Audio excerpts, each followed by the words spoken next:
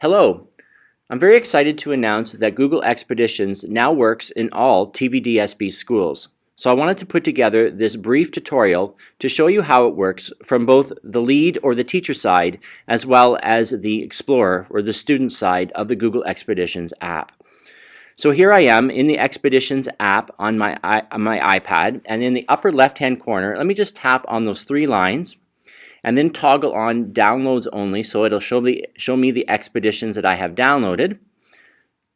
Okay, you'll need to download them first.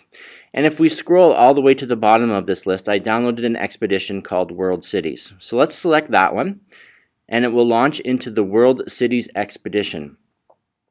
So you can see here we're in Tokyo.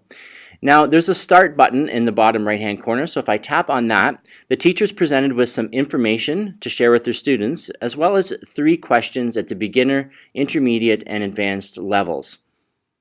If I scroll up a little bit, you'll see the different locations that I can share with my students. So let's just tap on the Tokyo Tower.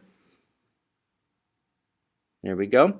And the students would be directed to look at this particular spot on their device. And then, when they're all looking at it, the teacher can read some information from the iPad and share it with the students. Now what we can do is we can pick a different location or a different slide. So here we have New York City. So I got to New York simply by swiping to the left. And again, the same thing, the teachers have questions, and I've tapped on the Empire State Building, so the students would be directed to look at this particular location.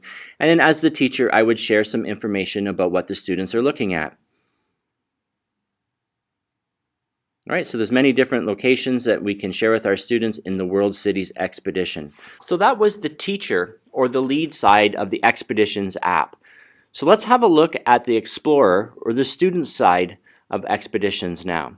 So you can see in the bottom right hand corner there's a button called Follow. So I'm going to tap on that button, and you can see here now that David Carruthers is live, has 0 explorers, and is in an expedition called World Cities. So I should note that I'm running this off of my iPhone as the lead or the teacher. That's where I started this particular expedition. So as a student, I'm going to be tapping on the Join button, and when I do so, I will be taken to David Carruthers' expedition. So here we are in Tokyo. So again, I'm running this off of my iPhone. Just have a look around here. And you're going to see an arrow appear now. This arrow indicates the direction that I want my students to look on their device. So you can see here that on my iPhone I have selected this park.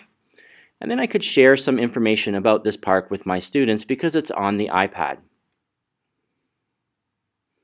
All right, let's go to a new slide or a new location in the World Cities Expedition. So I've selected Paris, France, again in my iPhone. So you can have a look around here. And you're going to see an arrow appear. That's because on my iPhone I have selected the destination of the Eiffel Tower that I want my students to look at. And it's here that I could share some information from the iPad about the Eiffel Tower with my students. I also want to note that you're looking at an iPad screen right now. You can do Google Expeditions in virtual reality if you have a VR viewer such as Google Cardboard and a mobile device. So let me just switch it to the Cardboard viewer. See, it splits the screen. Now, of course, this is on an iPad, so I can't fit it in a VR viewer. But if I had a mobile device with Google Expeditions on it, which many of our secondary school students might have their own personal device, and if you have Cardboard, you can have that immersive experience.